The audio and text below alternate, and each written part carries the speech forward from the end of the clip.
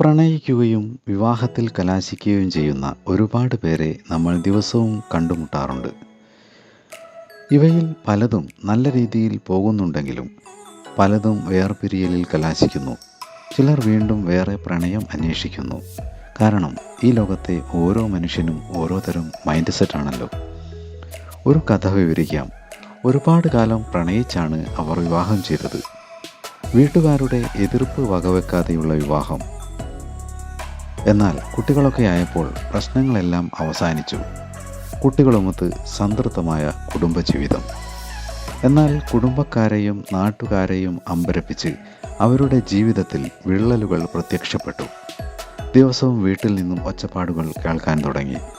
വ്യക്തിപരമായ അവരുടെ പ്രശ്നത്തിൽ ആരും ഇടപെട്ടില്ല. ഒടുവിൽ അവരുടെ സുഹൃത്തുക്കൾ അവരെ കൗൺസിലിങ്ങിന് വിധേയമാക്കി. ഈ കഥ മിക്കവാറും 50% പ്രണയബന്ധങ്ങളിലും സംഭവിക്കുന്നതാണ്. കാരണം പ്രണയിക്കുമ്പോൾ യഥാർത്ഥ ജീവിതം അല്ല സ്വപ്നം കാണുന്നത്. സിനിമയിലെയും സീരിയലുകളിലെയും സാങ്കല്പിക ജീവിതം മാത്രമാണ് അപ്പോൾ സ്വപ്നത്തിൽ. എന്നാൽ യഥാർത്ഥ ജീവിതത്തിലേക്ക് കടക്കുമ്പോൾ എല്ലാം മാറി മറയുന്നു. ചിലപ്പോൾ പരസ്പരം ഭിന്നതകളുള്ള സ്വഭാവമാവാം, ഈഗോ ആവാം, അങ്ങനെ പലതും. പലപ്പോഴും സാമ്പത്തിക സ്ഥിതിയും പ്രശ്നങ്ങൾ സൃഷ്ടിക്കുന്നു. ഇത്തരം പ്രശ്നങ്ങളെല്ലാം പലപ്പോഴും പരിഹരിക്കപ്പെടാറുണ്ട്. എന്നാൽ 90% പേർക്കും വൈവാഹിക ജീവിതത്തിൽ പ്രശ്നങ്ങൾ ഉണ്ടാക്കുന്നത് അവർക്ക് വിവാഹശേഷം സംഭവിക്കുന്ന മാനസിക സങ്കല്പങ്ങളിലെ മാറ്റമാണ്. ഇത് എന്താണെന്ന് വിശദീകരിക്കാം. നമ്മുടെ ചിന്തകൾക്കനുസരിച്ച് നമ്മുടെ തലച്ചോറിൽ പലതരം ഹോർമോണുകൾ ഉൽപ്പാദിപ്പിക്കപ്പെടുന്നുണ്ട്. ചിന്തകൾ മാറുമ്പോൾ ഈ ഹോർമോണുകളും മാറുന്നു. ഈ മാറ്റത്തെപ്പറ്റി മനസ്സിലാക്കിയാൽ എല്ലാ പ്രശ്നങ്ങൾക്കും സ്വയം പരിഹാരം കണ്ടെത്താം. ഒരു ഉദാഹരണം പറയാം. നിങ്ങൾ വീട്ടിൽ നിന്ന് ഇറങ്ങി പോകുന്ന വഴിക്ക് കടിക്കുന്ന ഒരു നായ ഉണ്ടെന്ന് കരുതുക. നിങ്ങൾ വീട്ടിൽ നിന്നിറങ്ങുമ്പോഴേ നിങ്ങൾ ആ നായയെപ്പറ്റി ചിന്തിക്കുന്നു. ഒരു പക്ഷേ അത് കടിക്കുന്നതും നിങ്ങൾ ഹോസ്പിറ്റലിൽ പോകുന്നതുമൊക്കെ നിങ്ങൾ ചിന്തിച്ചിരിക്കും. സ്വയം ഒന്ന് വിശകലനം ചെയ്താൽ നിങ്ങളുടെ മുഖഭാവം മാറിയിരിക്കും. നിങ്ങളുടെ ശരീരത്തിലെ ഗന്ധം മാറിയിരിക്കും. ശ്വാസോച്ഛ്വാസഗതി കൂടിയിരിക്കും.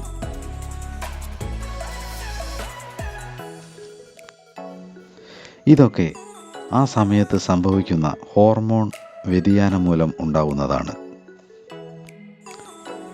നേരത്തെ പറഞ്ഞ പോലെ പ്രണയിക്കുന്ന സമയത്ത് സ്വപ്നങ്ങൾ ഏറ്റവും മനോഹരങ്ങളായിരിക്കും.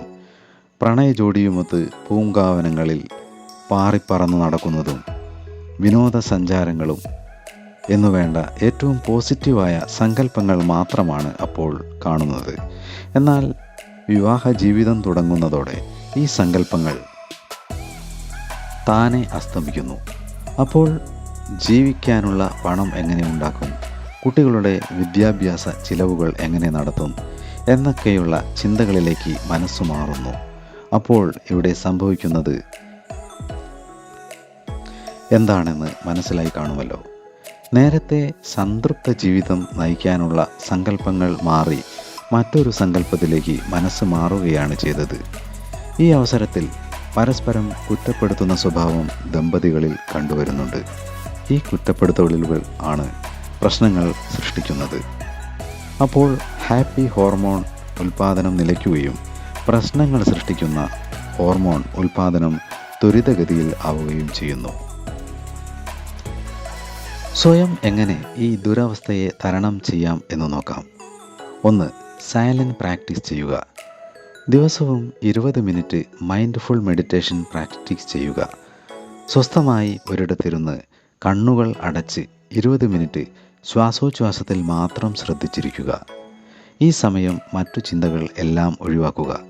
ഇത് ദിവസവും തുടരുക. 2. പഴയ പ്രണയകാലത്തെ സങ്കല്പങ്ങൾ പുനഃസൃഷ്ടിക്കുക. വിവാഹം കഴിയുന്നതോടെ പലരും പഴയ സങ്കല്പങ്ങൾ മറക്കുന്നു. പ്രണയിക്കുന്ന സമയത്ത് നിങ്ങൾ കണ്ട സ്വപ്നങ്ങൾ പുനഃസൃഷ്ടിക്കുന്നത് വീണ്ടും കാണാൻ ബുദ്ധിമുട്ടായിരിക്കുമെങ്കിലും ഈ ദുരവസ്ഥയെ തരണം ചെയ്യാൻ അത് നിർബന്ധമായും ചെയ്യേണ്ടതാണ്. ദിവസവും അരമണിക്കൂർ പ്രണയം വിഷ്വലൈസേഷൻ ചെയ്യുക. ഇത് മറ്റു വ്യക്തികളുമായി ആവാതിരിക്കാൻ ശ്രദ്ധിക്കണം. സ്വന്തം ജീവിത പങ്കാളിയുമായി മാത്രം പ്രണയം വിഷ്വലൈസേഷൻ ചെയ്യുക. 3. Gratitude practice. ഒന്ന് ശ്രദ്ധിക്കൂ, നമ്മൾ ഇന്ന് അനുഭവിക്കുന്ന ജീവിതത്തിലെ 90% കാര്യങ്ങളും ആരുടെയൊക്കെയോ അനുഗ്രഹങ്ങളാണ്. ഓരോ കാര്യങ്ങളും ശ്രദ്ധിച്ചാൽ ഇത് മനസ്സിലാവും. ഭക്ഷണം, വെള്ളം, സുഹൃത്തുക്കൾ, വൈദ്യുതി, വാഹന ഗതാഗതങ്ങൾ, നമുക്ക് ലഭിക്കുന്ന ചികിത്സകൾ തുടങ്ങി എല്ലാ കാര്യങ്ങൾക്കും നമ്മൾ നന്ദി പറയാറുണ്ടോ? നമുക്ക് ഒരുപാട് നല്ല കാര്യങ്ങൾ ചെയ്തു വെച്ചു പോയ പൂർവികർക്ക് നന്ദി പറയാറുണ്ടോ? പ്രകൃതിക്ക്, സൂര്യന് നന്ദി പറയാറുണ്ടോ? എല്ലാ കാര്യങ്ങൾക്കും നന്ദി പറഞ്ഞു തുടങ്ങുക. ഓരോ ദിവസവും അന്നന്നത്തെ അനുഗ്രഹങ്ങൾക്ക് നന്ദി പറയുക. ഇതിനായി അരമണിക്കൂർ ദിവസവും മാറ്റിവെക്കുക.